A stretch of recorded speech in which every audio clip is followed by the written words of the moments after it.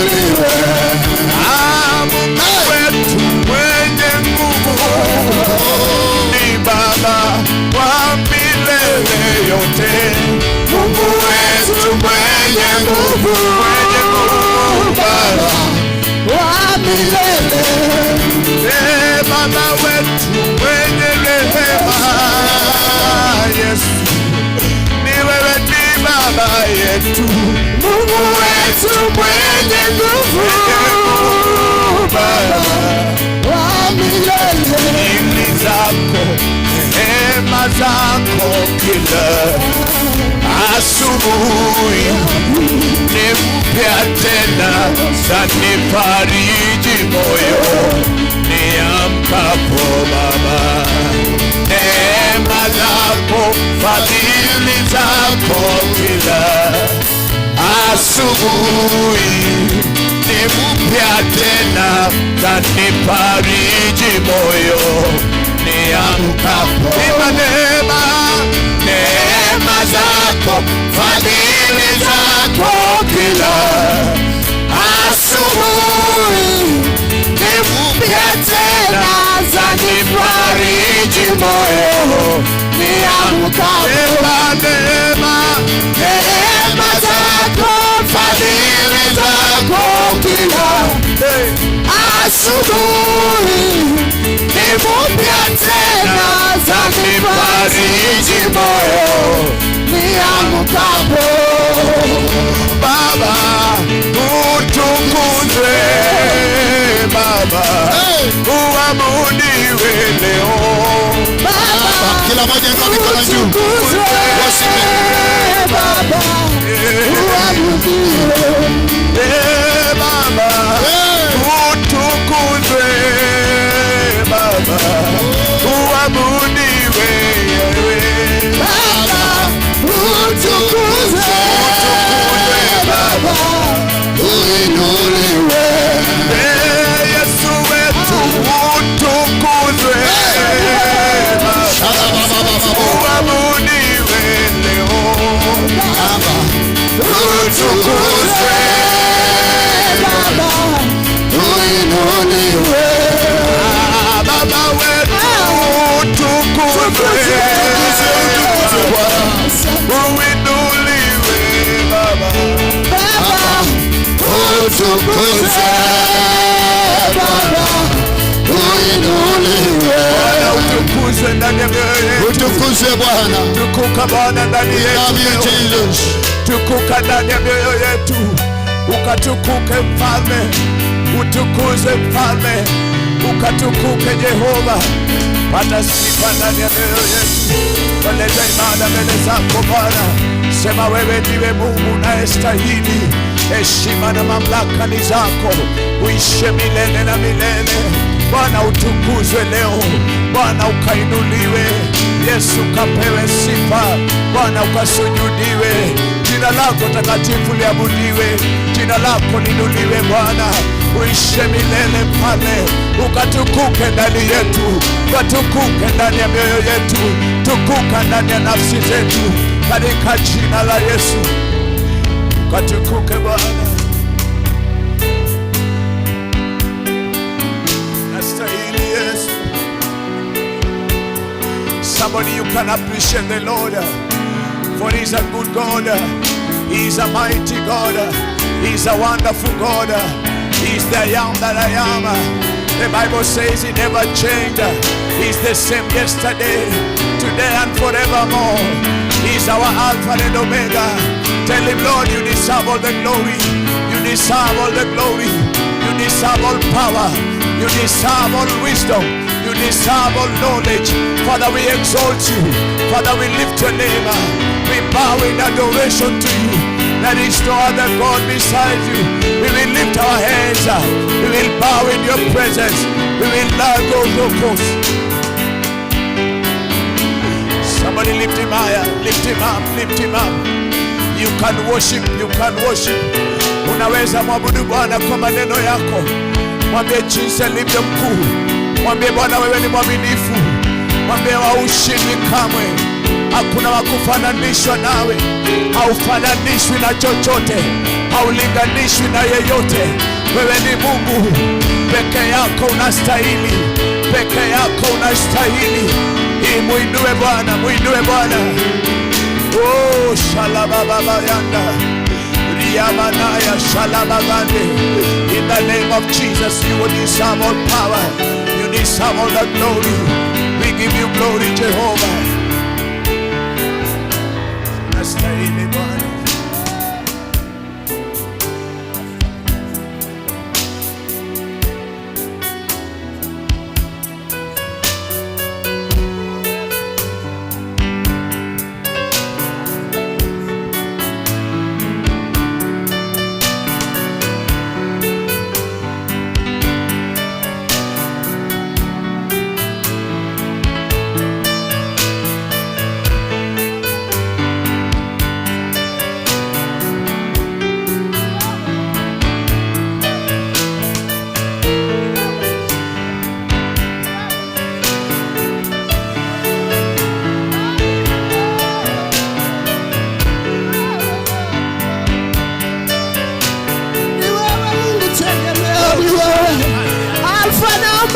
Ni wewe Bwana wetu, wastahili sifa Bwana, unastahili.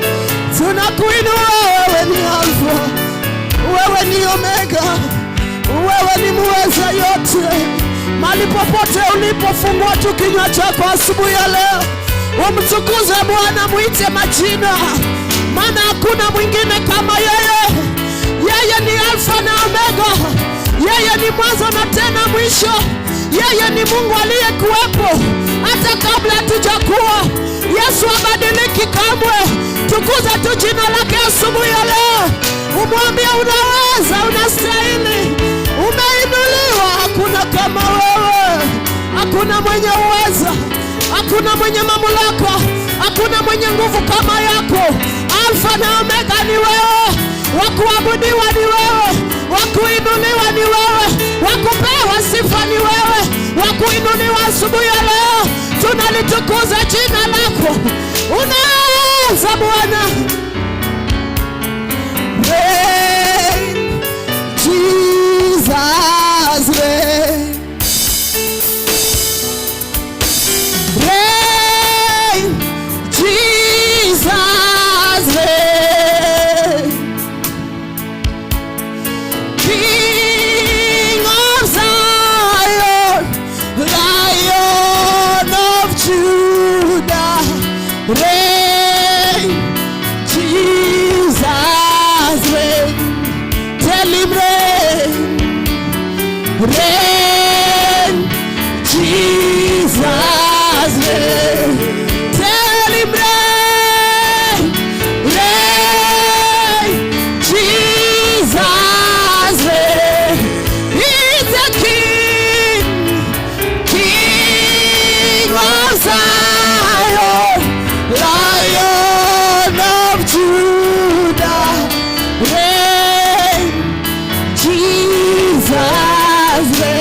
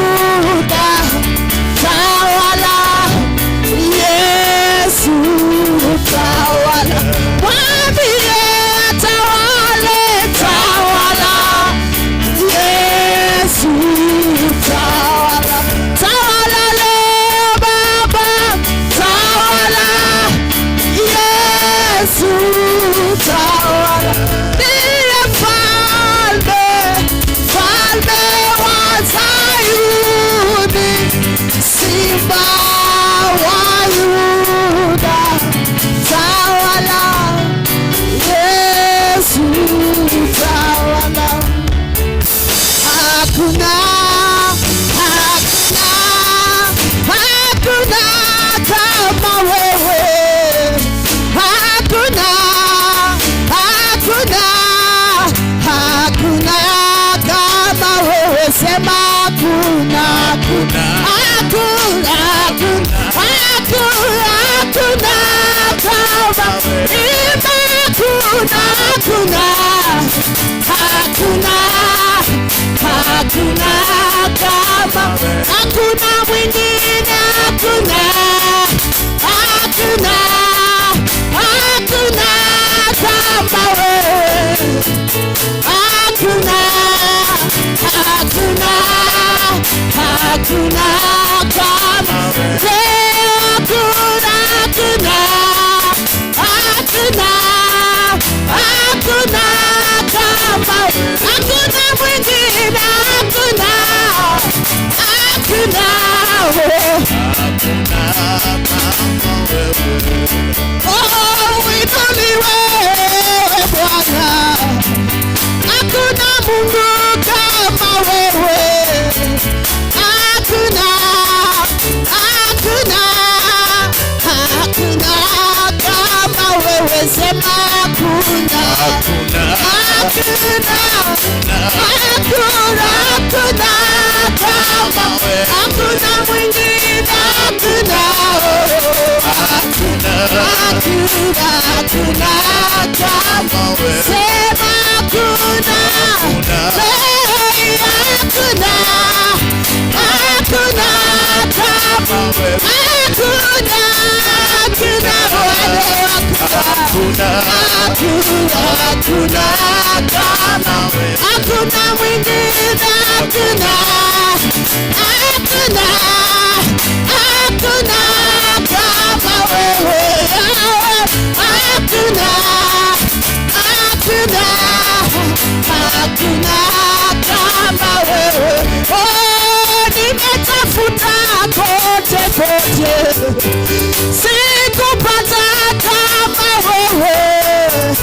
Hakuna, hakuna, hakuna kama wewe. Sema hakuna, hakuna, hakuna, hakuna kama wewe Bwana. Hakuna, hakuna, hakuna, hakuna kama wewe. Sema hakuna, El Shaddai. Hakuna, hakuna, hakuna kama wewe.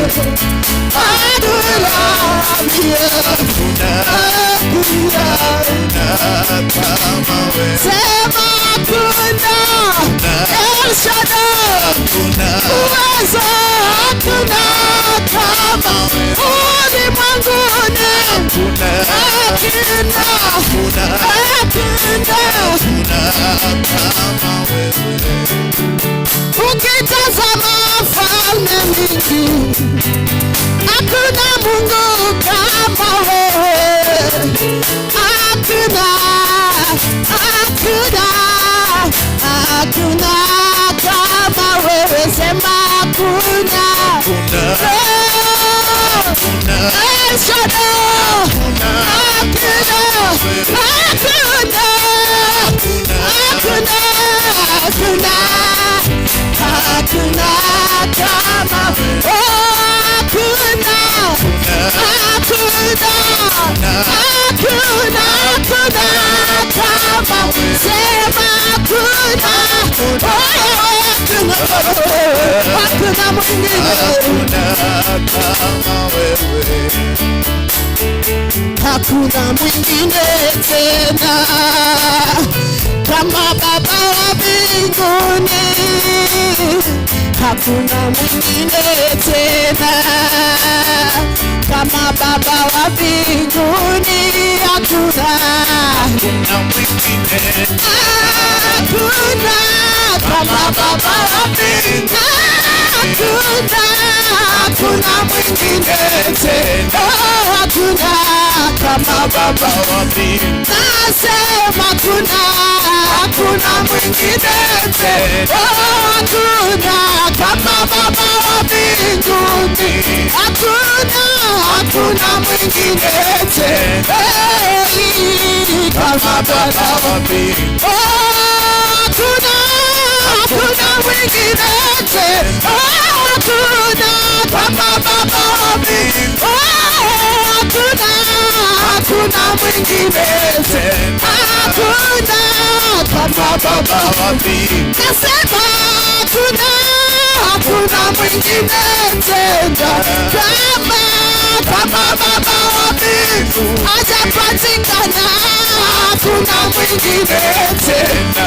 Oh yeah, kama Baba wa mbinguni. Oh, Kenya Sabora, Manaje Matende.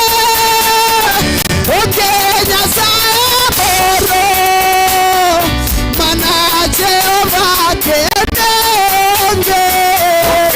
Oh, Kenya Sabora, Manaje Matende.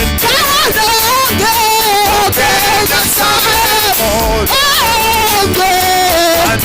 Jehovah, Ongeza sebo, Masimuki madogo, Mana Jehovah, Kawanonge. Ongeza sebo, Machano koni baba, Mana Jehovah, Onde kaya tata, kama Baba wa mbinguni. Hakuna mwingine tena kama Baba wa mbinguni. Sema hakuna. Baba shakara kaya dara Baba shakaya dara bo. Libara kaya dara Baba shakari Baba shakaya ta. Libara shakaya dara Baba shakere bo. Libara kaya dara Baba shakaya dara Baba.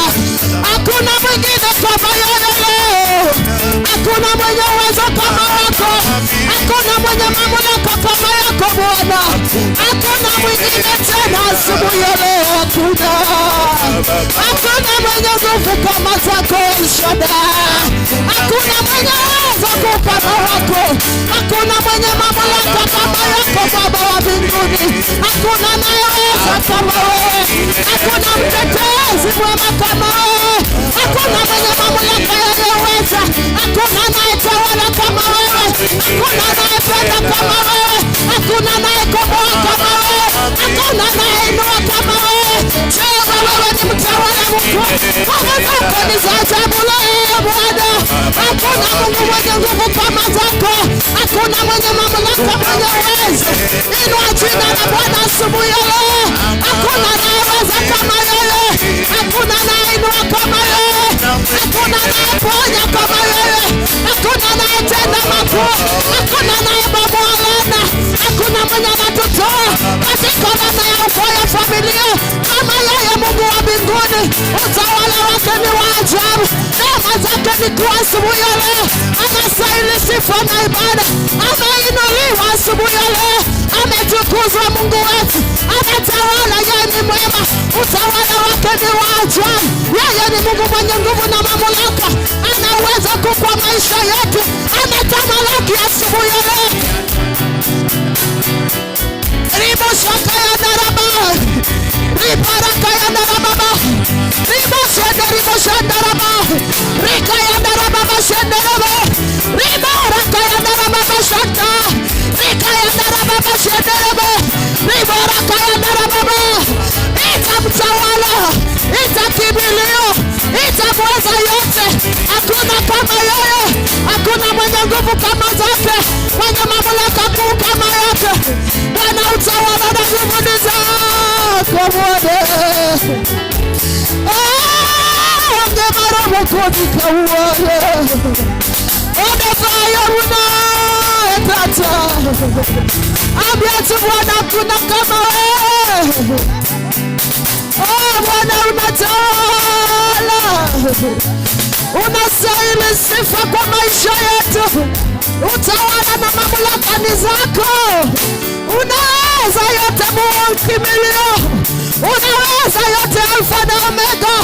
Unang'oa kila laana ya familia, unang'oa kila mamlaka ya mapepo, unang'oa kila nira ya shetani, kila miro ambazo zinatumwa kinyume na maisha yetu. Asubuhi ya leo tunazing'oa, hazina mamlaka, hazina nguvu juu yetu. Unatawala, unatawala, umeinuliwa Bwana wetu, umetamalaki asubuhi ya leo. Wewe ni mkombozi mwema, wewe ni Alfa na Omega, wewe ni mshindi wa yote.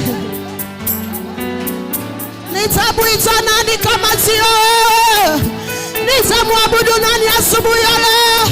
Nitamtukuza nani? Nitamuita tegemeo nani? Nitamuita nani kwa maisha yangu? Nitamwabudu nani asubuhi ya leo?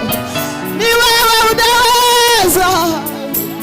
Alfa na Omega ni wewe, mwanzo na mwisho ni wewe, muweza yote ni wewe, kimbilio langu ni wewe, muweza yote ni wewe, Mungu kiongozi ni wewe, Mungu anayeponya ni wewe, anayeinua wanyonge ni wewe, anayetenda mambo ya ajabu ni wewe.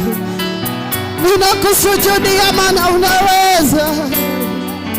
Unaweza Alfa na Omega, unaweza kiongozi wangu, unaweza mtetezi, unaweza ajabu, unaweza Mungu wangu. Leo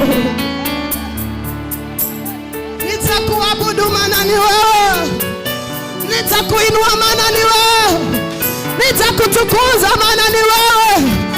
Alfa na Omega ni wewe, muweza yote Bwana ni wewe, kiongozi mwema ni wewe, anayetakaza wanyonge ni wewe, anayeinua wagonjwa ni wewe, anayeponya waliofinyika ni wewe, anayetenda mambo makuu ni wewe. Leo nitamuita nani Bwana? Oh, unaweza, unastahili Bwana wa majeshi, umeinuliwa leo mtetezi.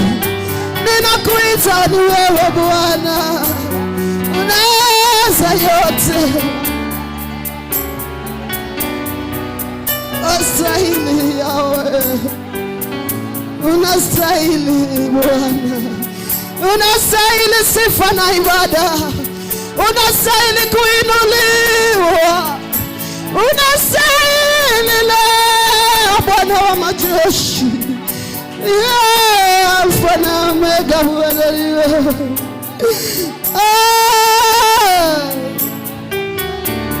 Siri ya machozi haya ni wewe, wajua. Siri ya machozi haya ni wewe, wajua. Sema siri ya machozi haya ni wewe, wajua. Sema siri ya machozi haya ni wewe,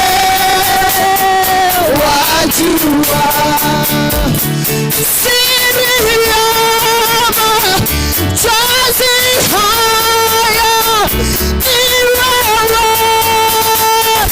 wajua. Siri ya machozi haya ni wewe, wajua. Sema siri ya mikono yake juu, anajua kulia kwako ya usiku, vyema wa majeshi, anajua siri ya machozi haya ni wewe, wajua. Siri ya machozi haya ni wajua siri ya machozi haya ni wewe, wajua sema siri ya kulia kwangu Baba, wajua siri ya mapito yangu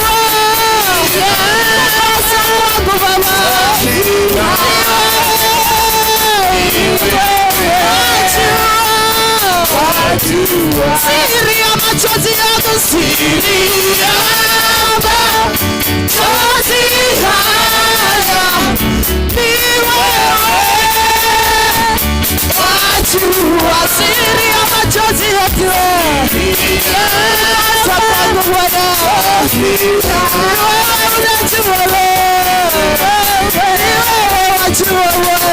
Abiatu Bwana, unajua siri ya machozi yangu, kukosa kwangu, kutafuta kwangu, kilio ndani ya moyo wangu, kukosa usingizi na kujiuliza, kukosa amani kwangu Bwana.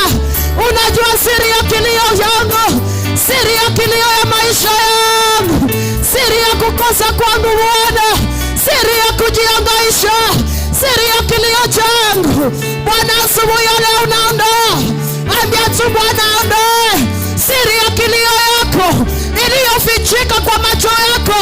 Ambia Bwana asubuhi ya leo unamletea kwake.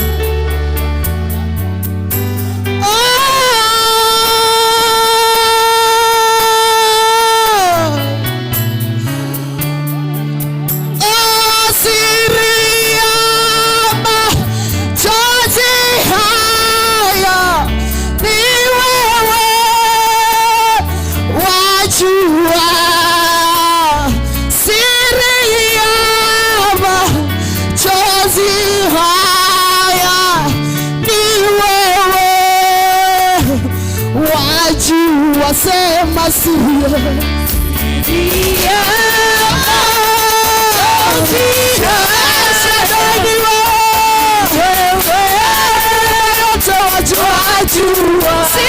machozi yangu, haleluya, chozi yangu ni wewe, wajua sema siri ya machozi haya ni wewe, wajua siri ya machozi haya ni wewe, wajua. Riba shandara kaya darabo, riba shekea tarababa, riba rakaya darababa shandarabo, riba rakaya darababa shanta, riba rababa shandarabo, riba rakaya darababa, riba rebe shandarababa. Bwana, siri ya machozi yangu Baba unaifahamu vyema, kilio yangu na usiku unaifahamu Bwana, kukosa kwangu na madharau waijua vyema Mungu wangu, kukataliwa waijua, kukosa na mahangaiko waijua vyema.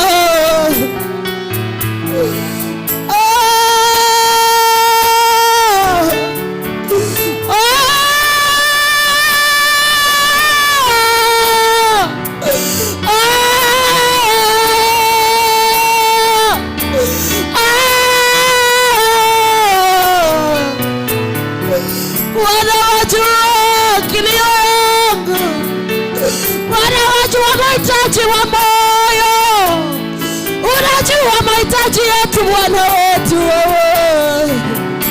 Rakayanda rababa shenda rakayanda, riba rababa shakayanda rababa, rebe fungua kinywa chako, mwambie kilio yako.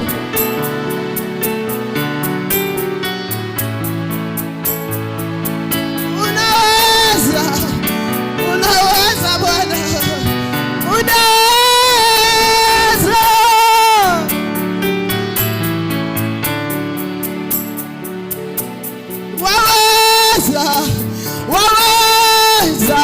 Waweza Mwokozi, waweza mambo yote, wewe mwaminifu. Waweza Mwokozi, waweza mambo yote, wewe mwaminifu. Sema waweza Mwokozi, waweza mambo yote. Hallelujah. Baba waweza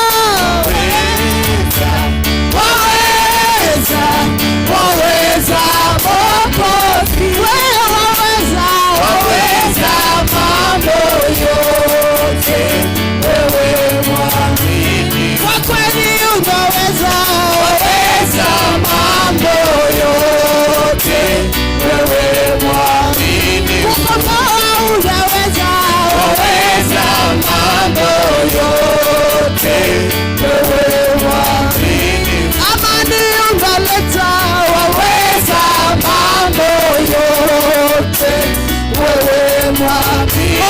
Baba wainua, waweza mambo yote, wewe mwaminifu.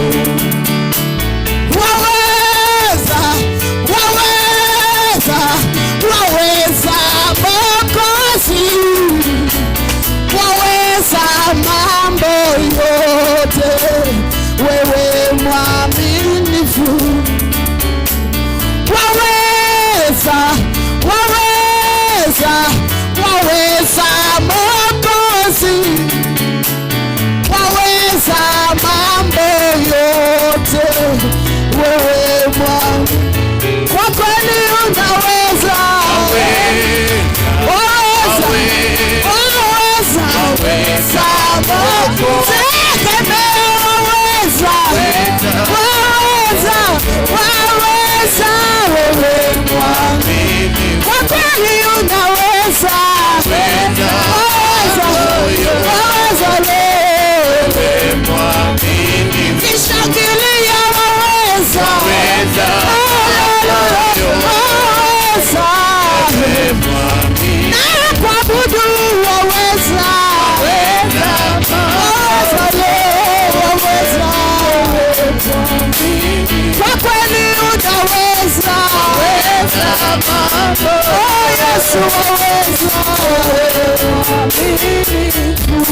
inua tu kinywa chako, mwambie unaweza. Unaweza kubadilisha hali yangu. Ambia tu Baba, unaweza ukondoa kilio ya usiku ikawa ni furaha kwa maisha yangu. Unaweza ondoa maumivu ya mwili ikawa naitwa nimepona. Unaweza ondoa kukosa amani kwa ndoa ukarejesha upendo wa kwanza. Ambia tu Bwana, unaweza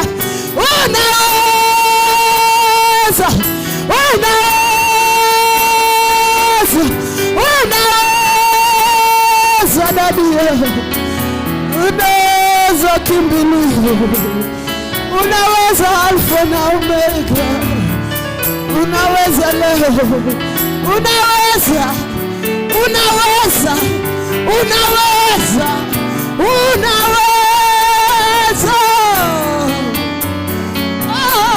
waweza mambo yote, wewe mwaminifu.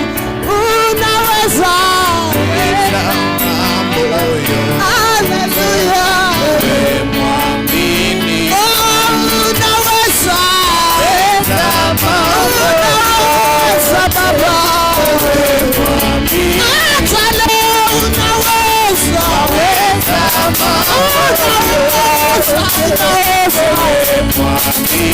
kwa kweli unaweza mambo yote. Alfa Omega, unaponya nyumba zetu. Naweza leo, wewe unaweza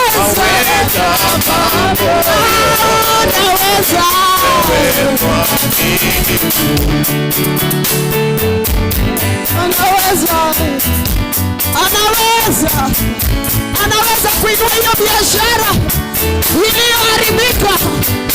Anaweza jenga ukuta uliobomoka.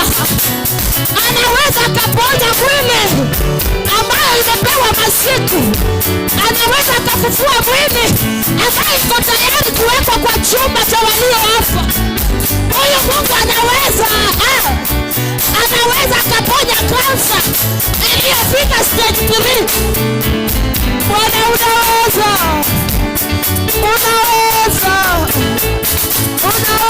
Yawe, unaweza wachamu, anaweza yote, anaweza ramashandarabo ribarakayandarababobo raberambayandaramashandarabo ribarakayandarabobo rabashakayandarabobo ribarabashandarabo rapapashakayandarabobo ribaremeshandarabo ribabarakayandaraboboshande ribarekayandaraboboshakayanda rabereberekayandarabobo.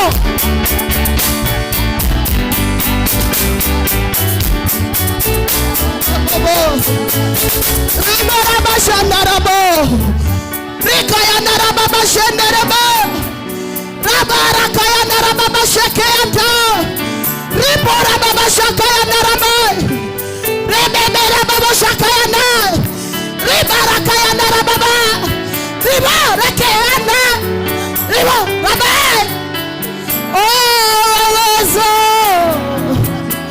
Waweza Yawe, waweza. Wapi shangwe na vigelegele ya muweza? Wapi vigelegele yanayostahili? Wapi vigelegele ya muweza yote? Wapi shangwe ya kimbilio lote? Wapi shangwe na vigelegele ya Alfa na Omega? Anaweza, anaweza.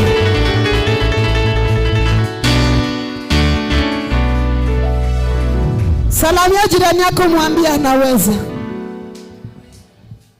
Sijaona watu wakisalimiana. Ambia jirani yako anaweza. Ambia jirani yako Yesu anaweza. Sijasikia ukiambia jirani Yesu anaweza. Haleluya. Haleluya. Kama kuna kiti iko mbele yako haina mtu, ruka kwa hiyo. Nitanyamaza ni wangoje mpaka msonge, tusonge.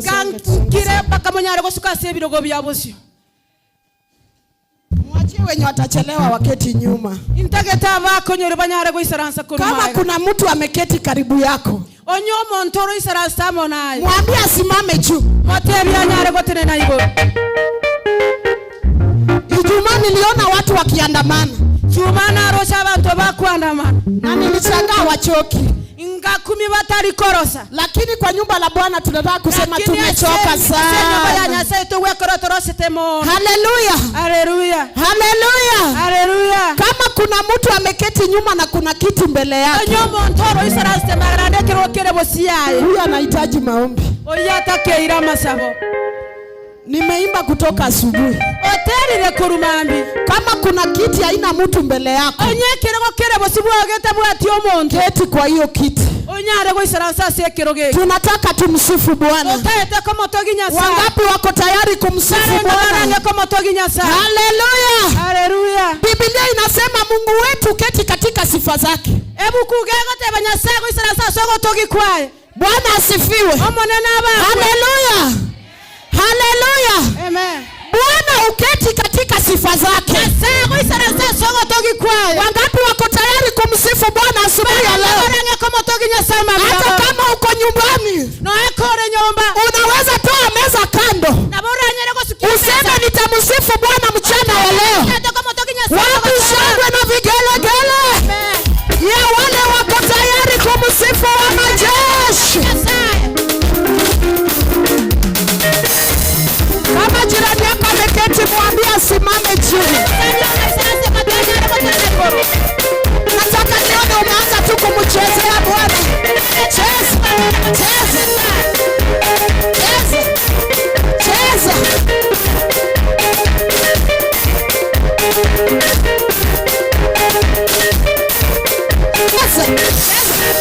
Cheza. Wapi shangwe na vigelegele? Piga, piga. Nataka nisikie watu wakimshangilia Bwana. Hebu weka mkono yako ya kulia juu. Weka mkono yako ya kulia juu hivi. Haya, wapi shangwe na vigelegele? Nishike mkono Bwana Masia, ukiniacha mimi nitashindwa. Nishike mkono Bwana Masia, ukiniacha nitashindwa. Wangapi wanataka Yesu awashike mkono? Muonyeshe, mwambie kushike mkono leo. Cheza.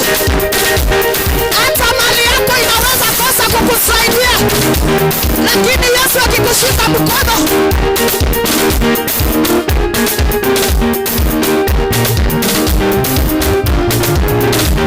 nishike mkono Bwana Masia, ukiniacha mimi nitashindwa. Nishike mkono Bwana Masia, ukiniacha mimi nitashindwa. Nishike mkono Bwana Masia, ukiniacha mimi nitashindwa. Nishike mkono Bwana Masia, ukiniacha mimi nitashindwa. Sijasikia sauti ya watu wakiambia Bwana washike mkono. Ambia Bwana akushike. Nishike mkono Bwana Masia, ukiniacha mimi nitashindwa. Nishike mkono Bwana Masia, ukiniacha mimi nitashindwa. Wewe ni ngao yangu ushindi, ukiniacha mimi nitashindwa. Nishike mkono Bwana Masia, ukiniacha mimi nitashindwa. Nishike mkono Bwana Masia, ukiniacha mimi nitashindwa. Nishike mkono Bwana Masia, ukiniacha mimi nitashindwa. Hebu onyesha tu Mungu mkono yako, umwambie nahitaji nishikwe. Peke yangu siwezi, safari ni ngumu.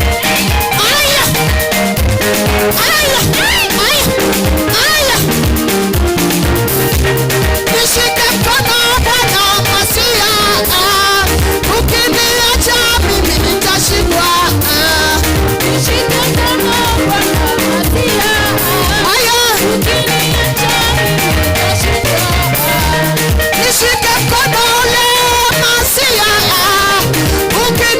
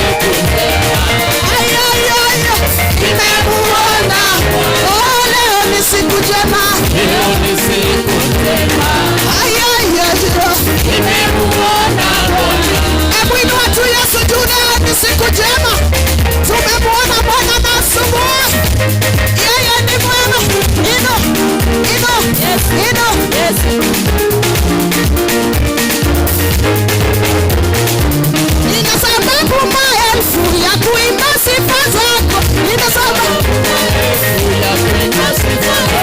nikisema nina sababu maelfu, wewe unasema tuna sababu maelfu. Tunaimba sifa za Bwana. Nina sababu maelfu ya kuimba sifa zako. Nina sababu maelfu ya kuimba sifa zako. Nina sababu maelfu ya kueleza uzuri wako. Nina sababu maelfu ya kuimba sifa zako. Nataka kila mmoja unazungusha hivi. Hiyo tunaicheza hivi. Tuambie wao madui, tuna sababu ya kuimba sifa zake. Kila mmoja afanye mkono yake hivi. Unaweka vidole mbili namna hii. Nina sababu maelfu ya kuimba sifa zako. Nina sababu maelfu ya kueleza uzuri wako. Nina sababu maelfu za kuimba sifa zako. Walio na sababu hebu wacheze Mungu. Cheza. Hebu sasa tunazunguka. Zunguka. Ambia shetani una sababu. Nina sababu maelfu za kuimba sifa zako. Nina sababu maelfu ya kueleza uzuri wako. Nina sababu maelfu ya kucheza mchezo wako. Nataka kila moja cheze yetu. Cheza. Kama una sababu hebu cheza Yesu kama mtu mwenye sababu. Cheza. Nina sababu maelfu za kuimba sifa zako. Nataka wote tucheze hivi. Tukisema tuna sababu na tuna sababu. Cheza. Yesu. Sijaona watu wakicheza. Naona hata mtumishi wa Mungu ana sababu anachezea Mungu. Cheza kama una sababu. Nina sababu maelfu za kuimba sifa zako. Nina sababu maelfu ya kueleza uzuri wako. Unaona tukiingia zako. Tuna sababu. Waishamba na vijana.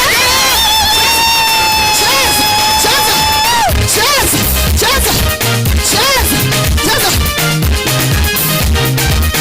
Wale ambao wanasema kwa Yesu hawangoki ngo. Sini kiboko ya shangilia Yesu.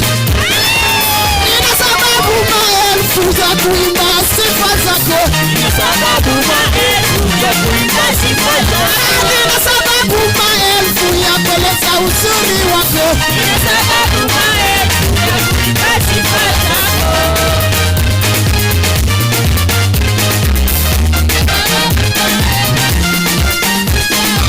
Nina sababu maelfu ya kuimba uzuri wako. Hebu tuone, zunguka. Ambia shetani akuoni ngo.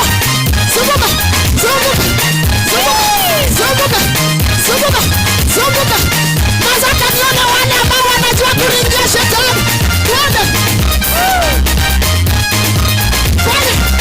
Tunaileta juu. Haya twende. Nina sababu maelfu za kuimba sifa zako. Nina sababu maelfu za kueleza uzuri wako. Hebu ingia shetani. Jipepete wema wa Bwana.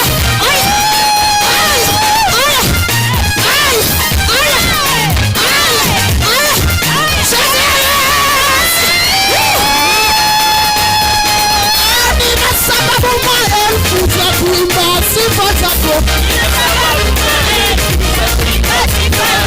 Nina sababu maelfu za kueleza uzuri wako. Nataka kuona watu wakichezea strength. Cheza.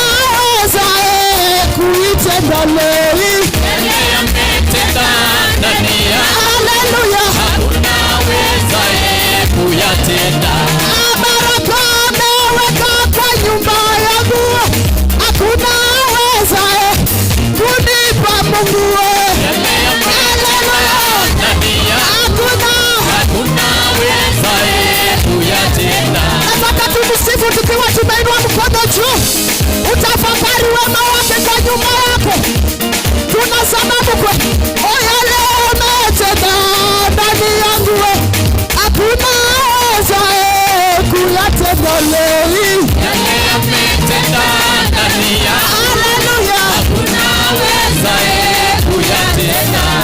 Maskini ametoa kwa boma yangu, naweza kuitoa Yesu. Yale umetenda ndani yangu, Haleluya. hakuna awezaye kuyatenda. Laana amevunja kwa maisha yangu mia, hakuna aweza kuitoa Baba. Yale umetenda Haleluya. Baba ametenda, weza kuyatenda. baraka ameweka mkononi mwangu, hakuna aweza kunipa Yesu. Haleluya. Baba umetenda. Hebu nisikie mkishangilia Bwana. Piga makofi acha. Piga. Yote yawezekana kwa imani. Yote yawezekana kwa imani. Haleluya. Kwa imani. Yote Yawezekana kwa imani. Yote yawezekana leo. Ni kwa imani. Yote yawezekana kwa imani. Yawezekana kwa imani. Yote yawezekana kwa imani. Yote yawezekana Baba. Kwa imani. Yote yawezekana Baba. Kwa imani. Unaweza yote Baba. Unaweza. Alfa na Omega unaweza. Baba yote yawezekana. Kwa imani yote yawezekana. Kwa imani haleluya inawezekana. Inawezekana. Ambia tu Bwana inawezekana. Asubuhi ya leo inawezekana. Adhuhuri inawezekana. Inua tu mikono yako juu. Umwambie Bwana inawezekana. Yote inawezekana. Yote inawezekana. Inawezekana mchana wa leo. Inawezekana kwa maisha yetu. Inawezekana kimbilio. Inawezekana. Inawezekana. Just lift your voice as you pray. In the name of Jesus. Lift your voice as you pray. Inawezekana kwa Bwana. Haiwezekani kwa watu wanu wanadamu. But kwa Mungu inawezekana. Inawezekana kwa Bwana. The Bible says everything is possible to those who believe. It is possible. All things. All things. All things.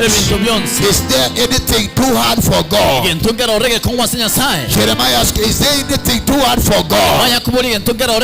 All things are possible. All things are possible. Leo itawezekana. Leo itawezekana. Thank you Lord.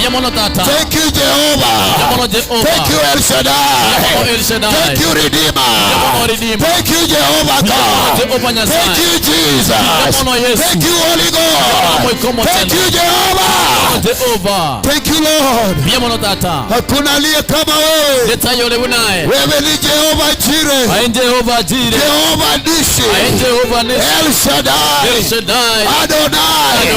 Jehovah Yahweh. Tunakualika kwa ibada hii. Yesu tunakualika. Somebody lift your hands. There is power in the house. There is glory in the house. Remember, this is our season of breaking altars. Every demonic altars in your life must fall in the name of Jesus. Lift your voice as you pray. Sema kila madhabahu ya uchawi, ya uganga, ya luminati, ya wenye wivu, madhabahu zote kuanzia leo ichomeke kwa jina la Yesu, iteketee kwa jina la Yesu. Teketeza, teketeza, teketeza. Samba. Liba baba baba baba baba. Pray. Usicheze, omba. Saba. Ni saa ya maombi. Kila magonjwa inawacha awali. Laana inawacha maisha yako. Laana zinaenda. Madhabahu zote ambayo inaleta laana, ambayo inaleta kilio, ambayo inaleta machozi kwa maisha yako, inaharibika. Chomeka by fire. In the name of Jesus. Tunang'oa kila madhabahu. Tunang'oa kila madhabahu. Iwe ni ya wachawi, iwe kwa irongo, iwe kwa maji. Madhabahu inachomeka kwa jina la Yesu. Iteketee.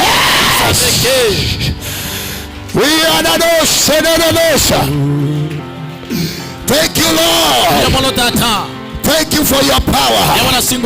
Bless your church, oh God. Bless those who are viewing us. Uponye wale ambao wanatuona, wale ambao wameconnect. Naomba uwaponye. Bariki kila moja katika jina la Yesu. Tunaomba na hata kuamini. Na kila moja sema amen. Karibisha watu wawili watatu. Make sure umesalimia mtu, ambie karibu kwa ibada hii. Wale ambao wanatuona kwa TV tumewakaribisha kwa ibada ya leo katika jina la Yesu. Make sure you find a place to sit. And God bless you. Hallelujah. Tusalimiane hivi kwa jina la Yesu. Amen. Hallelujah. Tunakaribisha watu wote kwa ibada hii. We are in Instant Miracle Goshen City. Hallelujah. We are right in Minyingwa. Kwa wale wanatuona na wanataka kuja, unapanda kutoka town, unakuja side za Minyingwa, njia ya Kilgoris. Kabla hujafika Minyingwa, unashuka mahali inaitwa Toyota Kenya. Hapo kwa Toyota kuna perimeter wall. Barabara kidogo inakuja juu. Aya, ukifika hapo utaona nyumba kubwa ya kanisa kubwa ya mabati ya blue. Ijaisha na unaingia ndani hapo. So karibu kwa jina la Yesu. Hata nimeona wengine wameanza kuingia. Wapigie makofi wakiingia. Amen. Tusalimiane hivi kwa jina la Yesu. Amen. Wangapi wako tayari? Amen. Wangapi wako tayari? Leo utaenda nyumbani na miujiza yako. Nasema tena, leo unaenda nyumbani na miujiza yako. Jana nikienda shule, kama kawaida, bado ninasoma. Masomo ni gendre. Bwana Yesu sana. Bwana Yesu abakwe. Kuna dada moja nilikutana na yeye shule. Musibati na roho ya mwanamke tena yeye skuru. Aliniambia anatoka Musocho. Gateba kuru ensemo ya Musocho. Kwa ibada yetu. Soko bata na waito. Ya Tuesday. Wa kwa TV. Ase TV. Aliona nikihubiri. Garo chikingo ndia. Alikasema gusa TV. The Kune TV. Alikuwa na shida ya mgongo. Gari ngeno mochando bo mgongo. Na hiyo mgongo imemsumbua for a long time. Mgongo ngeno mochando bile bitambe. Wakati tuliomba na akaniona akaniambia, pasa wakati uliomba tu kwa TV hivi. Bwana Yesu asifiwe sana. Hiyo hata itafanya, don't worry about that. Itafanya tu. Kuna nguvu hapa. So aligusa tu TV hivi. Akakune TV ga. Na akasikia kitu imetembea kwa mgongo. Na akapona hivyo. Akawena igo. So wakati bibi nilienda shule kama kawaida. Ekeronchete skuru buna botambe. Naona mtu anaisha. Karumonto gongwani. Ndio wewe. Naye. Na mimi simjui. Na nje timo manyeti. akapona kabisa. Akawena abu. Na wewe ukiwa hapa utapona. Na kolega no wene. Na wale ambao wanatuona utapona. Wagonjwa wapone. In the name of Jesus. Sema amen ya nguvu. Hallelujah. Amen. So we thank God for DCTV. Mungu abariki DCTV. Na ipanuke kwa jina la Yesu. Hallelujah. Hallelujah. Kama sio hii television, watu wengi hawangekuwa wanatuona. Na wengi wamepona. Hata huyu dada unaona hapa alituona kwa TV na alipona. Huyu alipona kwa TV. Amen. Na alipona kabisa. Amen. Hallelujah. Na wewe pia utapona. Pokea neema. Kitabu ni Wafalme wa Kwanza 13. Nataka nihubiri haraka haraka. Na Mungu atabariki watu. Natazama akatoka mtu wa Mungu. Wafalme wa Kwanza 13. Wafalme wa Kwanza 13. Tutasoma kuanzia verse 1 mpaka verse 4. Then nitaenda kwa Wakolosai 2:14. Amen. Natasoma, tusome pamoja. Wafalme wa Kwanza 13 verse 1. Nitasoma kwa Kiswahili. Natasoma, akatoka mtu wa Mungu katika Yuda kwa neno la Bwana akafika Betheli. Asogochika kwa mwanene omonto nyasaye akaruase ensemo ya Yuda gaenda ase Betheli. Huyo mtu hajaandikwa jina. Monto itarali kulieta. Naye Jeroboamu alikuwa akisimama penye madhabahu. Ekero Jeroboamu ateneine asegesa simero. Jeroboamu ni nani? Jeroboamu ningo. Wacha niwape hii haraka haraka nikihubiri sasa utapotea. Baye wangu wangere mo sireka ngorandia. The name Jeroboam means somebody who contend with people. Elieta Jeroboamu hiyo mineti no monto ligati abantu. Yani mtu ambaye amependa kupigana na watu. Monto ligati abantu na kuruana. Are we together? Tuliamo. Now shikilia hiyo because that is very powerful. So So Jeroboam means somebody who love to contend with people. Monto anchite kupinga abantu. The Bible say na Jeroboam alikuwa akisimama penye madhabahu. Jeroboamu nigateneine asegesa simero. Afukuze uvumba. Gosamba ubani. Yani achome uvumba. Gosamba ubani. Basi mtu huyu akapiga kelele juu ya madhabahu. Na soko chika kwa mwanene omonto liaga aka eriogi. Kwa neno la Bwana akasema.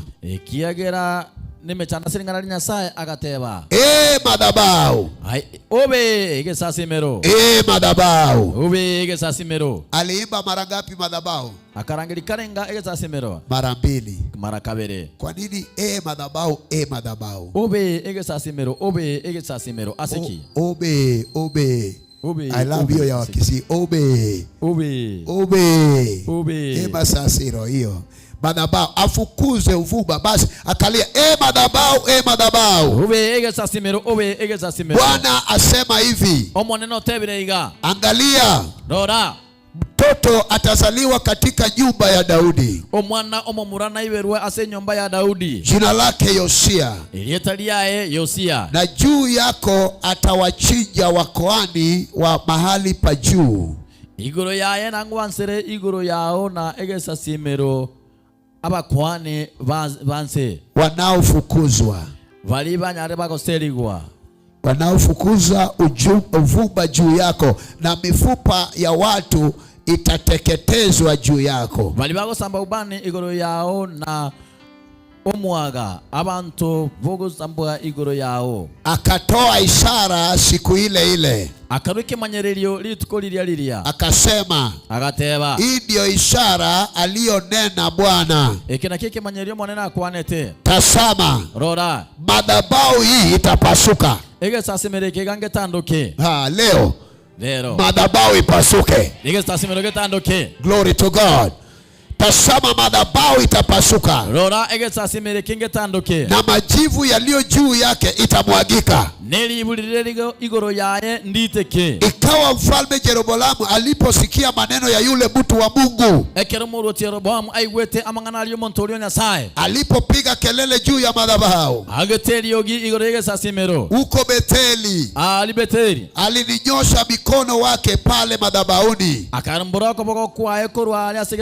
akasema, mkamateni basi ule mkono wake ulionyoshwa ukakauka. Na hiyo ndio Mungu atafanya kwa maadui zako. Kama kuna mtu ameenda kwa madhabahu kwa jina lako, mikono yake itakauka. Hujasema amen ya nguvu. Hiyo mikono ambayo ananyosha kinyume na maisha yako ikauke sasa hivi. Sema amina ya nguvu. So mikono yake itakauka. Alionyosha mikono wake pale madhabahuni, akasema, Betheli alinyosha, mkamateni basi ule mikono wake alionyosha ikakauka, wala haukuweza kuirudisha kwake tena.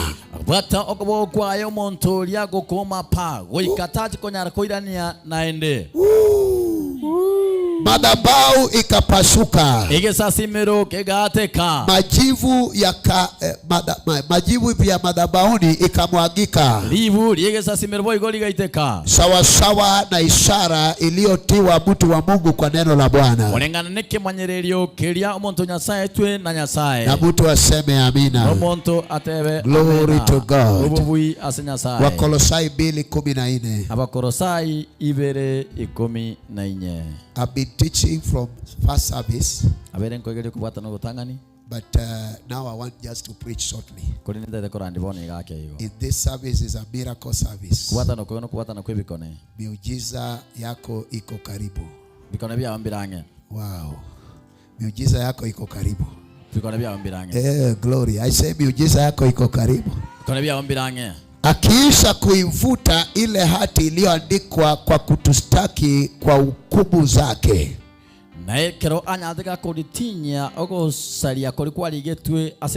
Wakolosai 2:14. Akiisha kuivuta ile hati iliyoandikwa kutustaki makosa yote kwa hukumu zake, iliyokuwa ni adui kwetu, akaiondolea isiwepo tena, akaigongelea msalabani, akaisha kuzivua enzi na mamlaka na kuzifanya kuwa mkogo kwa ujasiri, akazishangilia katika msalaba huyo. Amen. Amen. Sasa mtu asiwaweke kwa hukumu. Hukumu zote na imeisha. Inua mikono juu na tuombe. Asante Yesu kwa neno hili. Umetuweka hapa chini ya uwepo wako na tusikie kutoka kwako. Mimi ni mjakazi wako na Baba, tuko hapa unene nasi. Mama aliye hapa, mzee aliye hapa, kila mtoto, kila kijana, kila msichana aliye hapa, Bwana waonekanie. Wale wanatutazama kwenye runinga, Baba waonekanie. Wakiwa wagonjwa, wakiwa na shida mbalimbali, waonekanie. Tukiwa kwa ibada hii leo isiwe ya kawaida, iwe ya uponyaji, ya kufungua na ya baraka. Kila ngome zote tumeikamata, uchawi tumevunja, mapepo zimeisha hapa, zimeondoka in the name of Jesus. Katika jina la Yesu tumeomba na kuamini. Amen. Pigia Yesu makofi mazuri. Leo nataka ninene na wewe, maana hii mwezi yote tunaongea juu ya kuvunja madhabahu ya kipepo. Na kama kuna madhabahu yoyote ambayo inapigana na maisha yako, leo ninaomba hiyo madhabahu isikie sauti ya Mungu. Na ivunjike na iharibike katika jina la Yesu. Kama uko hapo na hujachoka, sema amen ukiinua mikono. Muda kidogo Mungu atatembelea mtu hapa. Mungu hawezi akaleta wewe mala hapa bure. Biblia anasema Mungu ni yule yule, abadiliki, ujana leo na milele. But wewe Mungu anataka kutenda jambo jipya kwa maisha yako. Leo naomba usitoke kwa hii ibada kama maisha yako bado hajabadilika. Maana neno la Mungu lazima ibadilishe maisha ya watu. Kama wewe ni mgonjwa, uponyaji wako iko hapa. Kama unaona umeshindwa vita, utashinda vita mara hapa. Kama uko tayari ku give up in life, God can strengthen you again, ili ushinde hiyo vita. Mtu aseme amina. Hallelujah. Na leo tukiwa hapa, kama kuna madhabahu yoyote ya kishetani, iwe ni ya waboma yenu, iwe ni ya uchawi, iwe ni ya Freemason, ya Illuminati, ya wale ambao wanachinja kwa jina lako, leo naomba kwa neema ya Bwana hizo madhabahu yanguke. Sema amina ya nguvu. Hallelujah. Biblia inasema na Mungu akainua mtu wa Mungu. Mungu alimwamusha, amuka bwango na uende. Aende wapi? Aende Jerusalem, Bethel. Alikuwa anaenda Bethel. Bethel is a place of house of God. Hear me and follow me well. And in Bethel, there was an altar that was lifted by Jacob. In Genesis chapter 28, when Jacob was going to his father's uncle's place, Laban, alikuwa anaenda kutafuta mke aoe huko. Biblia inasema akafika mahali na kalala akiwa amechoka, na akalala na kaweka kichwa yake kwenye mawe. Usiku wa manane akaona mbingu imefunguliwa, na mbingu akaona malaika wakipanda ngazi na wakishuka kwa ngazi. Mtu aseme amina ya nguvu. So hapo wakati aliamuka asubuhi, Jakobo akasema hapa panatisha kama nini. Baadaye akachukua mafuta, anointing oil just like this one, na akachukua ile mawe aliyeweka kichwa yake, na akasema Mungu, kuanzia leo hii mawe itakuwa misingi ya nyumba yako, na hii mafuta ni ishara ya kwamba tutakuwa na hii nguvu kwa hii nyumba. Na akabadilisha jina ya Luz, akaita Bethel.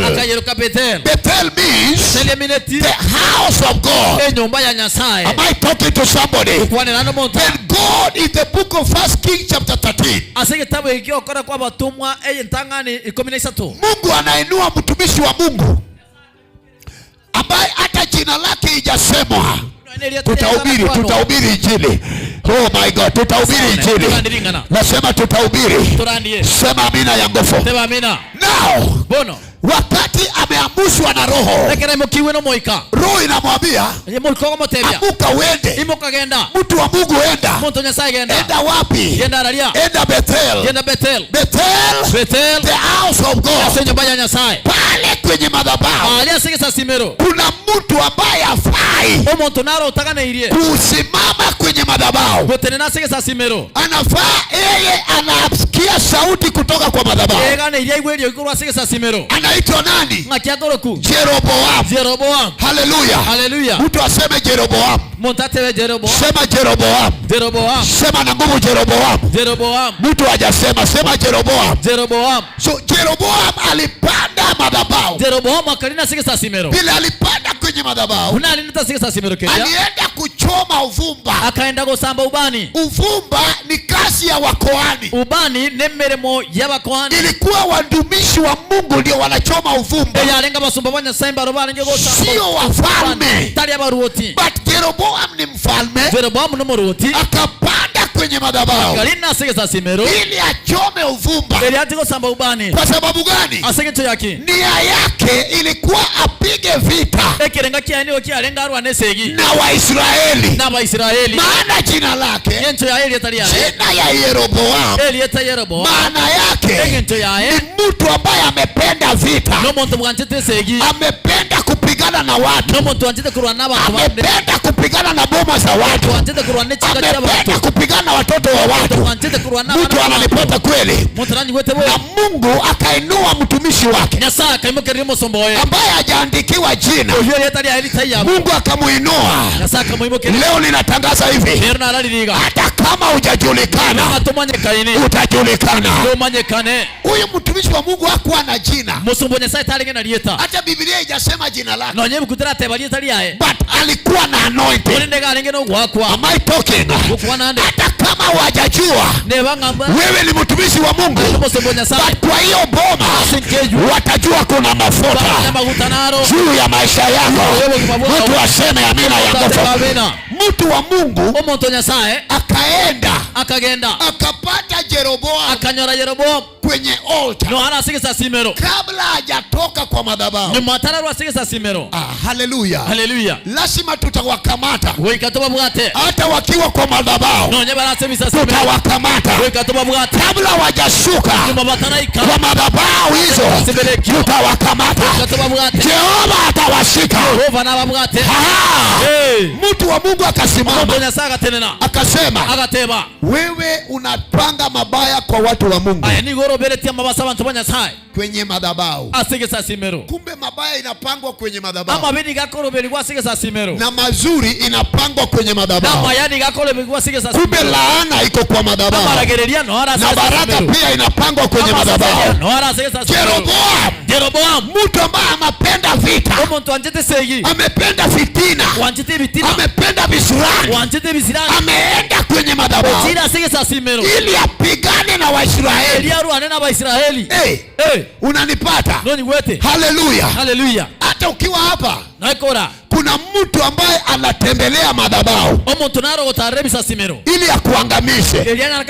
But leo hii, don't worry, tutakutana nao kwenye hizo madhabahu. Kabla hawajashuka tutakuwa tumefika. Hallelujah. Sema power. I am coming. Tutahubiri injili. Sema amina ya nguvu. Hallelujah. Jeroboam wakati alikuwa pale, anaanza kuchoma uvumba. Saidia huyo ndugu akae akaribishe. God bless you. Don't worry. Let's continue. Now, Jeroboam akiwa kwa madhabahu, anachoma uvumba. Hallelujah. Ndio hiyo haraka hivyo. Bwango iga. Hallelujah. Mtumishi wa Mungu asafi.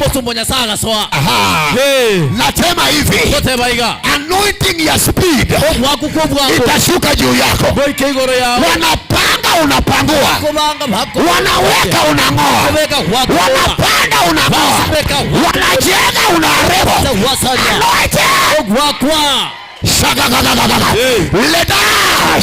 Hallelujah. Akafika haraka. Can you receive the speed? The anointing of speed. Roho ya pole yaishe kwa maisha yako. Roho ya kinyonga yaishe kwa maisha yako. Roho ya msekobe yaishe kwa maisha yako. Bwango. Ase bwango. Utapenya. Jina la Yesu. Haraka mtumishi wa Mungu akafika. Unajua shida yako kwa nini wanakukamata? Vitu yako ni pole. Ngora. Can I tell you? I break that curse. Ya ngora. I break that curse. Ya ngora. Pole. Haraka. Bwango. Unapata mtu ameshikwa kwenye madhabahu. Vitu zake pole. ngora. Nitaoleka next year. Ninyo mu mwaka gocha. Hii mwaka pia imefika mwezi wa 7. Mwaka yega uhikira na. Naona nikioleka next year. Na haro yengo chikonyo mu mwaka gocha. Next year ingine. Mwaka ulionse. Next year ikifika. Mwaka ndiko gocha. Next year ingine. Mwaka ulionde. Nitajenga ningagache next month. Mutinyo gocha. Next month ikifika. Mutinyo gocha kogoika. Next month. Mutinyo ndo gocha. Next month ikifika. Mutinyo ndo goika. Next month. Mutinyo ndo na ndo gocha. Next month ingine. Mutinyo ndo na ande. That's now December. Pa kabono yo mutinyo. Mwaka gocha. Next year January. Mwaka gocha mutinyo mutangania. January mutinyo mutangania. January kuna kaukanga. Mutinyo mutangania yo kanyari huombe. February. Oyo kabere. February nimetoka kulipa school fees. Na ro wakane school fees. March. Oyo gatatu. March tunapanda. Tunapanda. Sina. Timbugati. April. April kuna nyeshanga sana. Uyokane ego tumono. Sasa hatuwezi lima msingi. Ndoko nyara kolema boroso. Uyoga tano. Mwaka inaisha. Mwaka era hajafanya chochote. Tarakora kendi yonsi. Inaitwa roho ya ngorangora. Uno moiko ngorangora. Kuanzia leo. Ego chakira lero. There is anointing. Wakunkoro. That will come over you. Ochigo chaigoro ya. Haraka. Bwango. Haraka. Bwango. Roho ya kusunguka mali pamoja. Omwe kama kunchuka na samo. Hallelujah. Alijua lazima nifike haraka. Kama nyagoikangi kibwango. Kabla Jeroboam. Nyama Jeroboam hajatoka kwa madhabahu. Atarawa sike sasimero.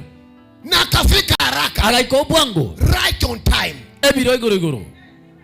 Inaitwa the altars of delay. Ewe sasimero kyo bongora. That delay people from rising. Egie konyoria bantu asukuimukira. Hata kukuja ibada. No nyoko chukubwatana. Lazima ukuje pole pole. Uikuje ngora. Wewe ndio unachelewanga. Nayo konyoro butambe. Unakuja kama watu wanaombewa. Ugochekera abantu baguseberwa. The spirit of stagnation. Omoikabu kunanta. The spirit of delay. Omoikabu konyorwa. You delay in everything. Okonyoru kirigento. Hata binguni utadelay. No nyegoro no nyoru. I pray for you today. Na gosaberero. Right on time. Ebiro igoro. The anointing of speed. Anointing of acceleration. Itashuka juu yako. Baada ya ibada utasema ninarudi kwetu. Wapi mahali ninajenga? Utaanza kujenga. Baada ya ibada utasema nitarudi kwetu. Wapi mahali pa kuoleka? Nitaoleka. The spirit of speed. I say speed. I say speed. I say speed. Inua mikono juu, sema speed. Hey. That anointing was upon Elijah. When he raised an altar. Akaua Baal prophets. What happened? Akaambia Ahab, enda haraka. Panda farasi na uende. Ahab akawacha Elijah on Mount Carmel. Wakati alifika alipata Elijah anamongoja. Alishangaa akasema, huyu Elijah alifika namna gani? Ni roho ya bwango. Ni anointing ya bwango. Anointing of speed. How can I preach it? I come to declare every stagnation is broken. Every delay is broken. Shagatalabakata. Utapenya. Delays. Iwache watoto wako wanarudia shule darasa moja. Can I tell you? Baada ya leo, the grace of speed has been released. I said the grace of speed has been released. Pokea neema. Vitu zitaanza kutembea haraka.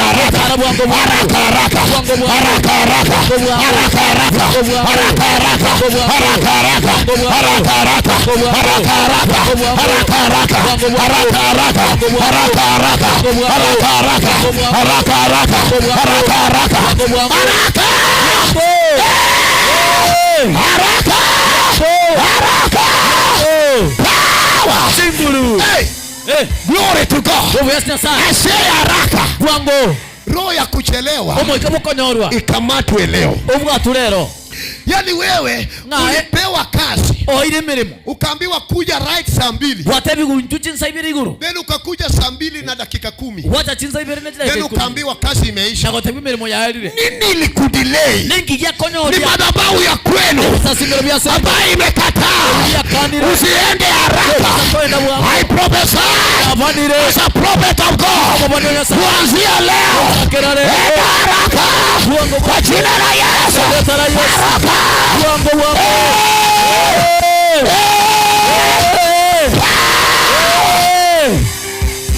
Jesus. Hey, miguu yako ipate haraka. Glory to God. Hallelujah. Hallelujah. Ukimbie kama Elijah. Wakati Ahab alifika, akapata Elijah anamkaribisha. Kuja.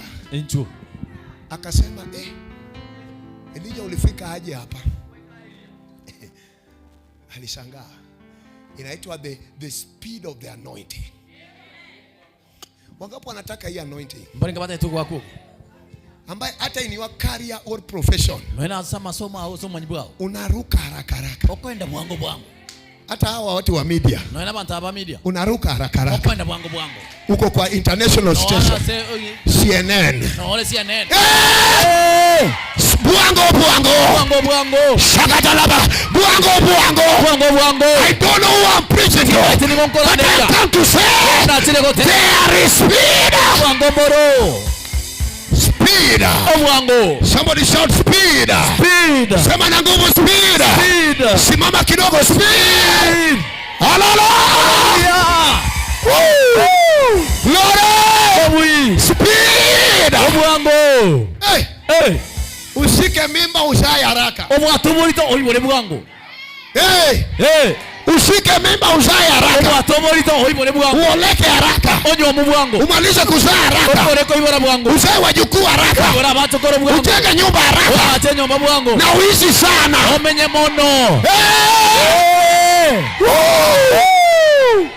Hey. Glory to God. Pokea nguvu. Bado wewe ni mdogo. Na wewe ni korera. Wanadhania wewe ni msichana. Kumbe ni korera. Pokea.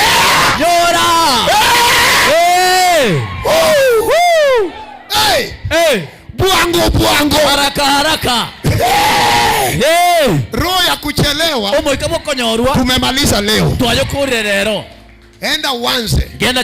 Kama ni biashara, enda uanze hata na 200. Usingoje 2000. Sema pasa saa sema. Madhabahu ya kwetu ya kuchelewa tumeharibu. Nitaanza tena. Haraka.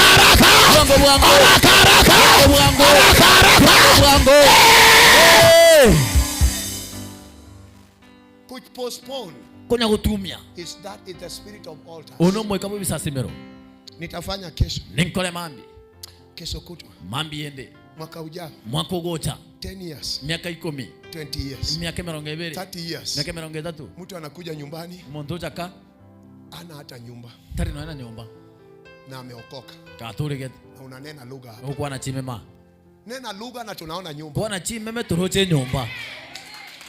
Na tunaweza ingia kwa hiyo nyumba pia. Turibakula ribakunta. Kwa hiyo nyumba ribakunta rikalaba. Usiribakunta hapa. Na hauna nyumba nyumbani. Glory to God. Yani unairisha tu. Kutuma tu. Na umeokoka hapa. Na unasema unakuja Goshen City. Toka hapa leo. Nunua matafari moja. Matafari moja ni pesa ngapi? 10 bob. Hiyo 10 unakula nao kitumbua kila siku. Na kununua gift ya shilingi 10 ya Safaricom. Uone Safaricom ndio unatajirisha. Wewe unabaki ukiisha. Unalia Kenya kwanza.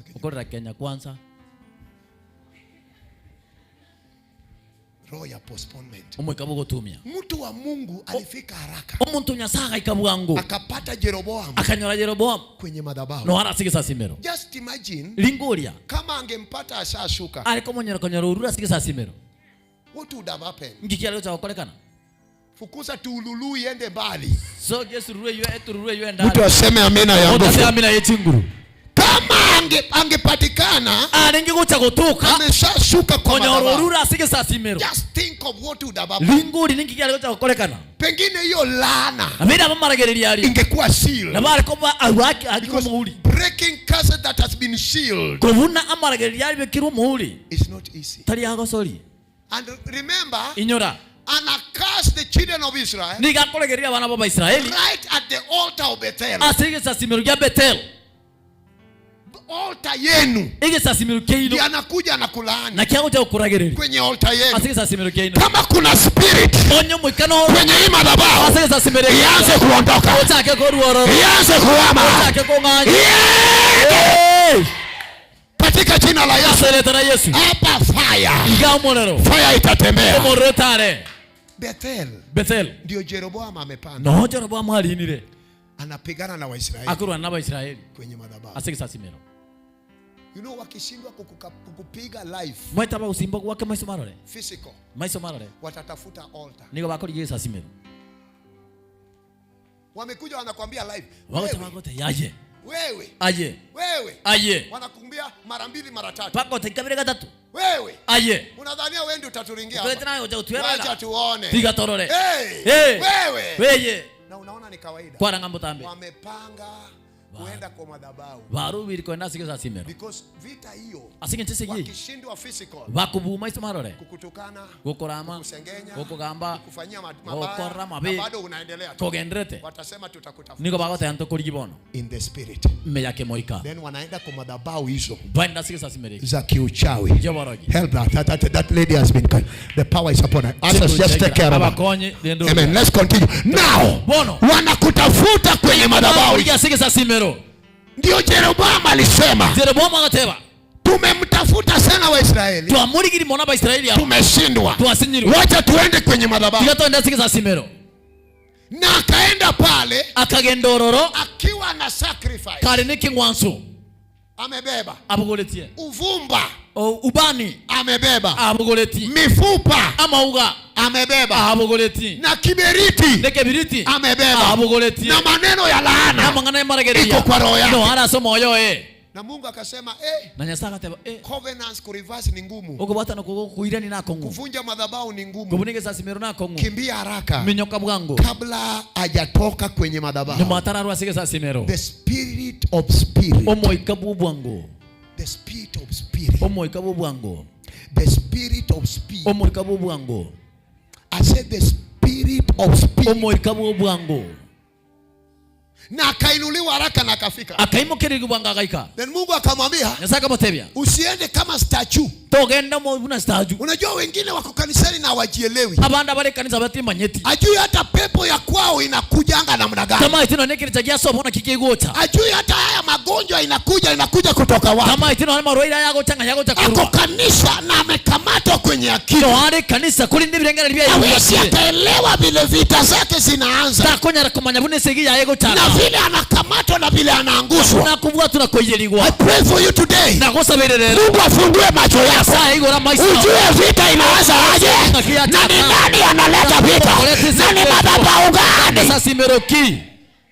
Lazima watu wa kiroho wawe sensitive. The Bible says, do not be ignorant of the schemes of the devil, or else you will captured by the schemes of the devil.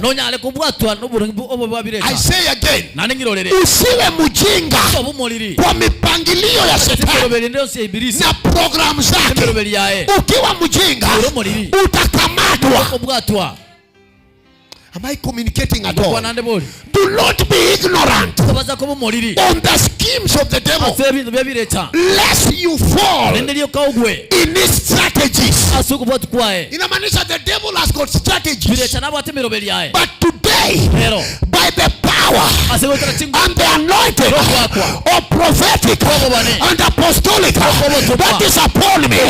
May God open your eyes. I say, may God open your eyes. Hallelujah. Hallelujah. Upon the altar of Jeroboam kulikuwa na nini? Uvumba, ubani, mifupa, amauga. Unapata mtu anamuka asubuhi, unapata mifupa kwa milango yao. There is a lady who got a mifupa kwa milango yake. Na siku alikamata hiyo mifupa na akatoa tu kama kawaida, alikuwa paralyzed. Na alipelekwa hospitali na akawa paralyzed because alipigwa na ile mifupa ya madhabahu. Wengine wanapata uchafu kwa biashara zao. Wengine nguo zao zinapotea. Wengine kuna miti zingine zilipandwa kwa boma yenu. Na kuna watu walipanda ndio inawakula damu kila saa. Ukiona damu yako huwa inaisha na unapeleka hospitali, unawaambia utaongezwa damu. Kuna madhabahu zinatafuta damu hizo. So pale kwa Jeroboam, madhabahu pale kuna uvumba, kuna mifupa, kuna vitu mbalimbali. Then man of God akafika na akasema, we Jeroboam, kuanzia leo hautaendelea. Na Jeroboam akanyosha mikono. Kumbe wanakuanga hata na koboko.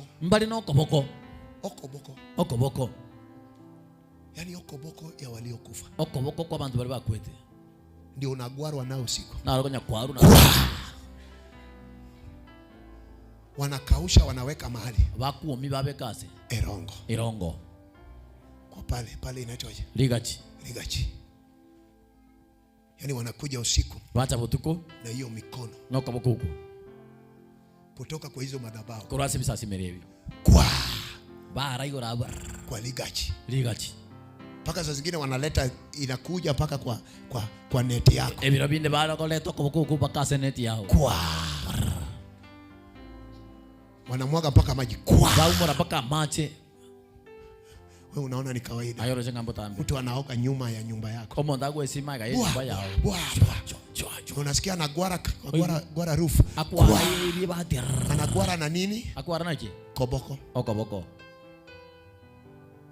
Ya waliokufa. Kwa bali bakweli. And that's why when Elijah raised an altar, alituma Gehazi, enda kwa mtoni, genda rote, uone. Orore. Mara ya 7 aliona kitu kama nini? Kama mkono. Inamaanisha kuna mkono wa Mungu na kuna koboko ya wachawi waliokuendea kwa hizo madhabahu. Remember naongea hivi. Nani alikuendea kwa hizo madhabahu? Akaona unainuka unabarikiwa. Akawa kama Jeroboam. Akaenda kwa hizo madhabahu. Na akasema uwezi ukainuka. Na wakati Jeroboam ako kwa madhabahu, mtu wa Mungu ndio huyo. Altar for altar. Fire for fire. Leo nasimama hapa. Ninasema kuanzia wakati wa Yohana Mbatizaji, ufalme wa Bwana ilitekwa na wenye nguvu. Nimekuja kusema kama ni moto, wacha iwe moto. Iwe fire for fire. Power for power. Wanalaani, tunarudisha. Wanatuma magonjwa, tunarudisha. Wanatuandia angalia kifo, tunang'oa na tunawarudishia. Fire for fire. Altar for altar. Can I prophesy? I decree and declare kuanzia leo madhabahu ya Golgotha, ya Kalvari ipigane na hizo madhabahu ya boma yenu katika jina la Yesu. Somebody say power. Sema power. Sema power. Sema fire. Sema fire. Akasema altar for all. hakuna kubembeleza. Kwebera nkoyo. Akasema obe altar. Agatebeza simero asisa simero. Obe altar. Egeza simero. Altar. Obe egeza simero egeza simero. Mtu wa Mungu alikimbia alilia. Omuntu nyasakalera. Akasema altar. Agateba obe egeza simero egeza I simero. pray for you today. Nagosabere rero. Madhabahu ya Golgotha. Egeza simero kya Golgotha. Isimame. Tenene. Wanaweka tunareba. Weka tuasa. Wanalaani. Baragereria. Tunarudisha. Sobaireria. Fire. Omolero. For fire. Omolero. A curse. Baragereria. For a curse. Baragereria. Wanalaani tunarudisha. Wanaweka tunang'oa. Wanapanda tunang'oa. Wanajenga tunaharibu. Mungu anaambia nabii Yeremia, nimekupa uwezo. Wakipanda unang'oa, wakijenga unaharibu, wakiweka inapasuka. I have come as a man of God to decree and declare, kila madhabahu, iwe kwa boma, iwe kwa barabara, iwe kwa Irongo, iwe kwa Roche, ipasuka. Shakata la bagada, ipasuka katika jina la Yesu. Iwe wapi, iwe kwa mlima, ipasuka. Fire for fire. Leo hii hata kama ilipandwa kama miti, I command it to dry. I say I command it to dry. Hata inakuja kama nyoka, itakufa. Ikiingia kwako, itakauka. Magonjwa hayo ambayo wametuma inang'oka, inarudia wenyewe.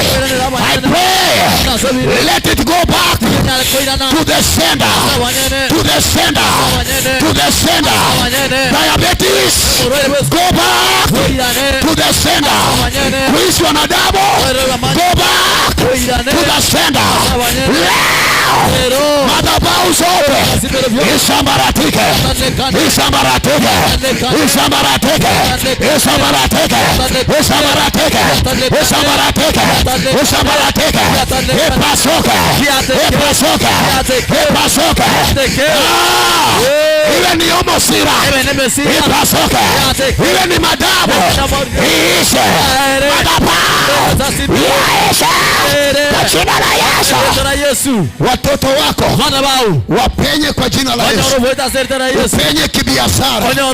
Waliokamata pesa zako ya biashara, leo ninatangaza hiyo madhabahu ipasuke, ipasuke.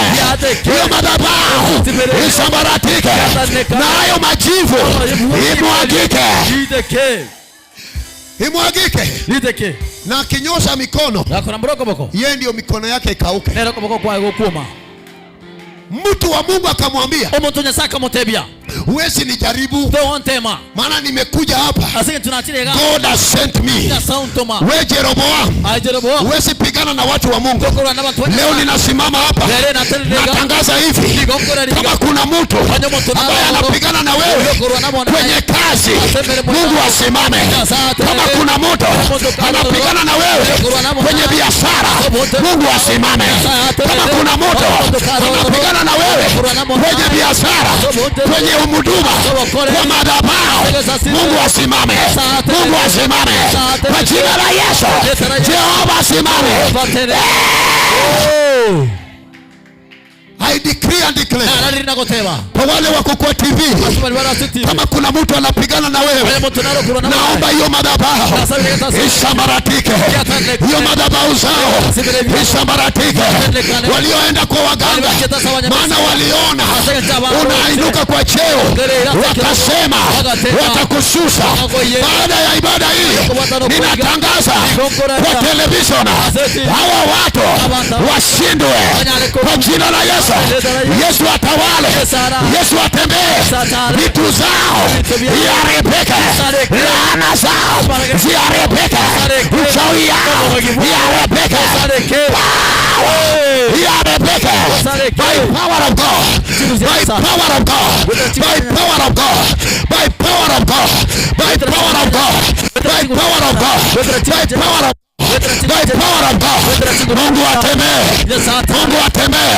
Roho ambayo imekamata boma yaishe kwa jina la Yesu, isambarateke katika jina la Yesu. Boma itasimama, boma itasimama katika jina la Yesu, itasimama. Watoto watabarikiwa in the name of Jesus. Sema power, sema power, sema power.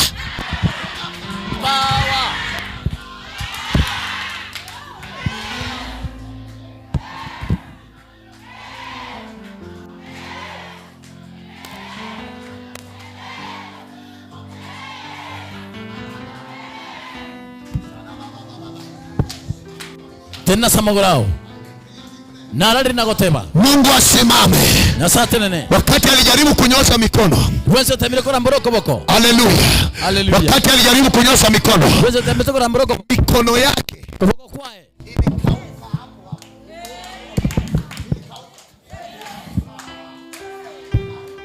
Kuome.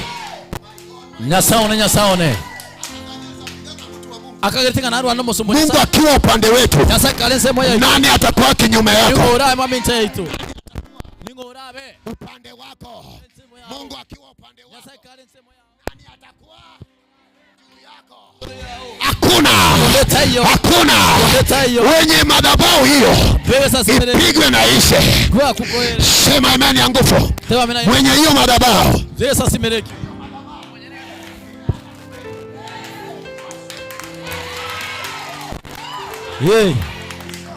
Eke aseletara Yesu. Geke aseletara Yesu. Eke aseletara Yesu.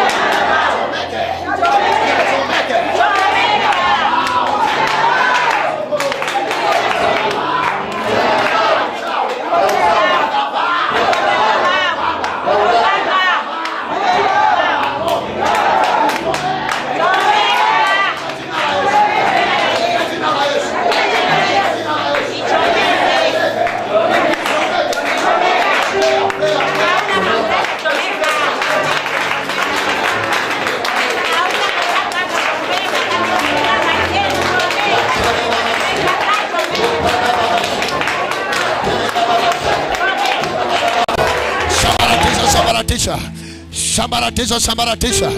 In the name of above every name, we bless your holy name. We give you the praise. Kanyaga hizo madhabahu, arebo hizo madhabahu, arebo sasa, by the power of the Holy Ghost, by the power of the Holy Ghost, by the power of the Holy Ghost, by the power. Hizo madhabahu tunaiangosha, angosha.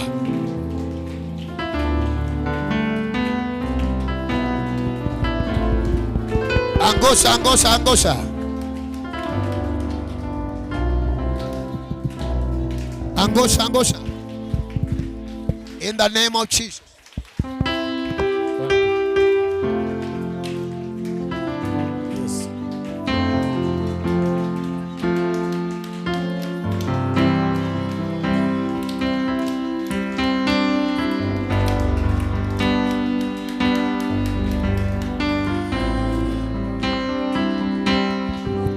Hey, you are Yahweh. Hey, everybody must pray now. What you are seeing is a battle. Wewe usione na macho ya nje, kuna kitu inaanguka. That's why wanajaribu kushika kila mali, wameshindwa. Every battle in your house, let it break now. Let it break now. Rikada baba shederedesh. Break altars, break altars, break altars. Hey! Jesus! Yesu. Shada baba. Mtu asikae sasa. Hata awe mtoto asimame. Hata watoto waanze kuomba. Hapa ndio tunajifunza maombi. Everybody in the house pray.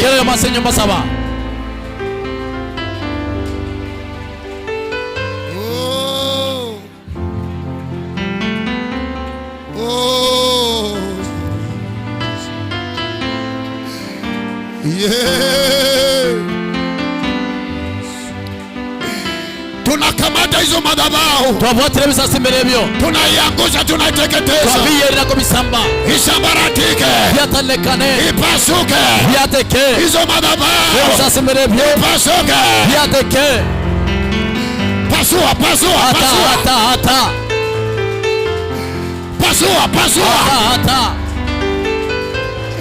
Lazima utapenya.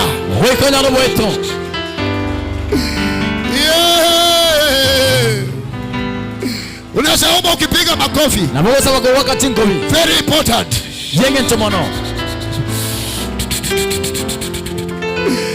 Every altars of demons, they are crashing now.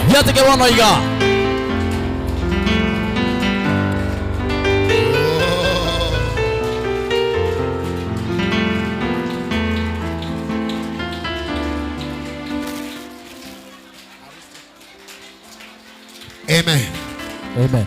Kama unatuona kwenye TV, unashanyosha mikono yako. Shaya maombi ya uponyaji. Kama wewe ni mgonjwa mahali popote huko, this tent is not a barrier. Umbali sio vizuizi. This tent is not a barrier. God is touching you right in your room. Naona unalia machozi sana. Na hii madhabahu ya kwenu imekataa. Unagonjeka, unateseka, unaogonjeka every night. I pray for you now. Nyosha mikono yako pone. Katika jina la Yesu. Pokea uponyaji. Magonjwa yaishe. Pressure yaishe. Diabetes yaishe. Ugonjwa yeyote ndani ya hiyo mwili iondoke. Katika jina la Yesu. Wewe mama unalia juu ya ndoa yako. Pata amani kwenye hiyo ndoa. Unalia kwa biashara. Pokea tumaini. Ukienda kesho kwa biashara, ushe kwa jina la Yesu. Watoto wako wameteswa na ulevi na uchawi, wafunguliwe leo katika jina la Yesu. Unang'ang'ania shamba, vita ya shamba, pokea uponyaji, neema ishoke in Jesus name. Amen. Wacha nifanye maombi. Father, thank you for everyone that are connected in live on TV, on DCTV, Facebook Live, everywhere they are connected. I pray that you heal them, save their souls, and deliver them in Jesus' name. Amen. Hallelujah. Amen. Now lift your hands. We have done with the television. Now lift up your hands. As you can see, you can sense there is a battle in the spiritual realm because of altars. Na representatives wao wako paka kwa nyumba yao. Kama wako physical, wako spiritual. Here this and here it well. There's a lady we prayed with. When we were praying here, Mungu akafumbua macho yake. Akaona wamama watatu wa kijiji yao wanaishi kwa bedroom yake. Tunamuombea hapa na macho imefunguliwa, anaona kwao kijijini. Paka anawataja jina. Mwambia, wewe unafanya nini kwa nyumba yako? Kumbe hawa wamama ni representative of altars. Ni agent wa ile madhabahu. Walikuwa kwa nyumba ya huyu mama. Do you know what? Baada ya maombi, Wakati huyu mama alirudi nyumbani, saa ya kulala imefika, akaanza kuomba, akaona wale watu wanatoka physical wakiwa uchi, wakafungua mlango ingine na mlango ya mwisho, na wakatoka kuwafuata, akapata mlango ikiwa wazi. Inamaanisha physical thing ilipita hapo. Now they used to stay in this mama house. Mlango ikawa wazi kama hapa. Baada ya prayers. Now therefore, I stand here as a man of God. If there is an agent of those altars in your house, I decree and declare, may fire come down right in your house. Yateketeze hiyo madhabahu ipasuke. Inuka kwa maombi. Sema kila agent ambaye anaishi kwa nyumba yangu, agent za hizo madhabahu ambaye zinaishi kwa bedroom, sitting room, kitchen, kwa gari yangu, kwa pikipiki, mahali pangu pa kazi, kwa masomo, kuanzia leo sambaratika by fire.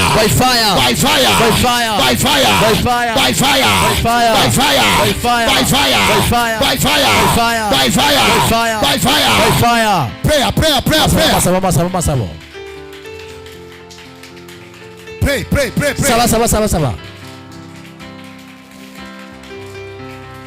Destroy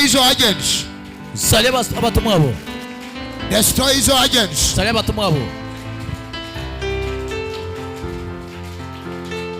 Usichoke na maombi. Altars haiharibiki hivyo, inaharibika na maombi ya nguvu. In few minutes time, power is coming down.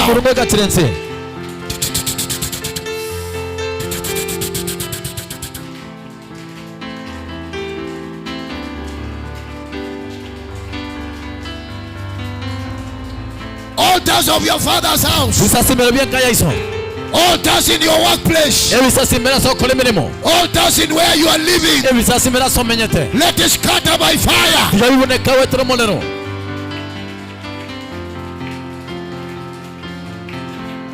Omba paka usikie joto imeshuka.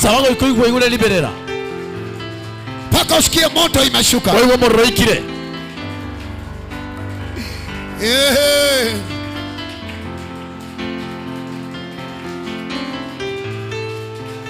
In Jesus' name we are praying. Inua mikono juu. Sema kila agent aliyetumwa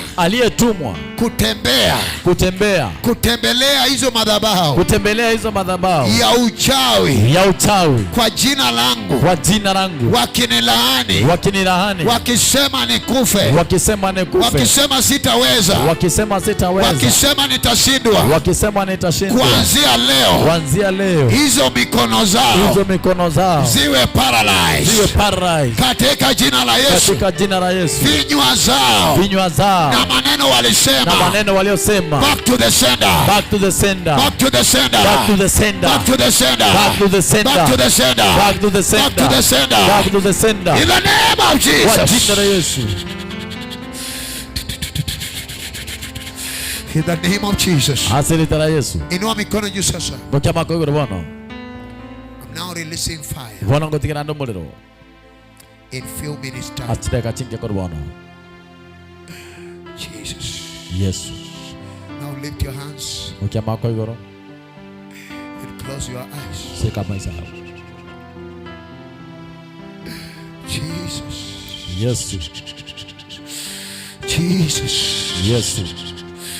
Jesus. Yes.